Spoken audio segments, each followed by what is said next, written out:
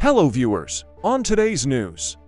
Australia has announced a decade-long plan to double its fleet of warships and boost its defence spending by an additional 11.1 billion Australian dollars, $7.25 billion.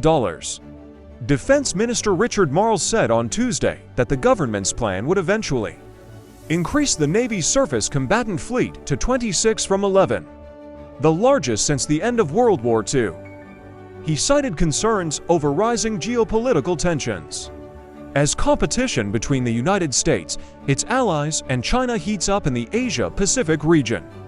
Under the new plan, Marles said Australia will get 6 Hunter-class frigates, 11 general-purpose frigates, 3 air warfare destroyers, and 6 state-of-the-art surface warships that do not need to be crewed.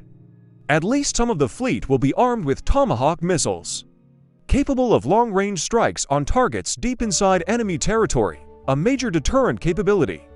It is the largest fleet that we will have since the end of the Second World War, Marles told reporters. What is critically important to understand is that as we look forward, with an uncertain world in terms of great power contest, we'll have a dramatically different capability in the mid-2030s to what we have now, he added. That is what we are planning for, and that is what we are building.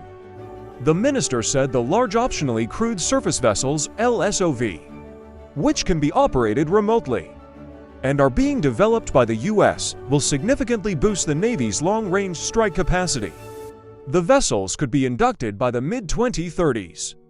Australia will also take steps to accelerate the procurement of 11 general-purpose frigates to replace the aging Anzac-class ships, with the first 3 to be built overseas and expected to enter service before 2030. This decision we are making right now sees a significant increase in defense spending, and it is needed, given the complexity of the strategic circumstances that our country faces, Marles said.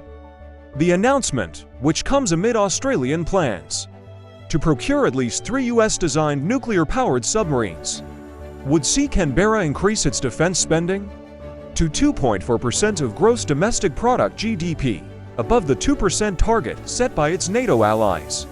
Experts say that taken together, Australia is poised to develop significant naval capability.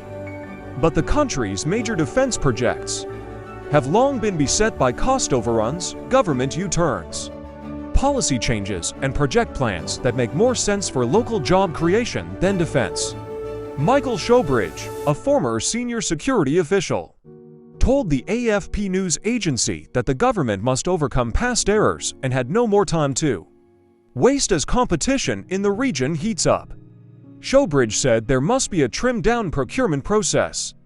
Otherwise, it will be a familiar path that leads to delays, construction troubles, cost blowouts, and at the end, ships that get into service too late with systems that are overtaken by events and technological change. Wooing specific electorates with the promise of continuous naval shipbuilding cannot be the priority, he said.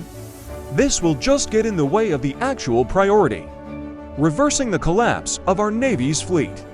Thanks for watching, and please subscribe to our YouTube channel.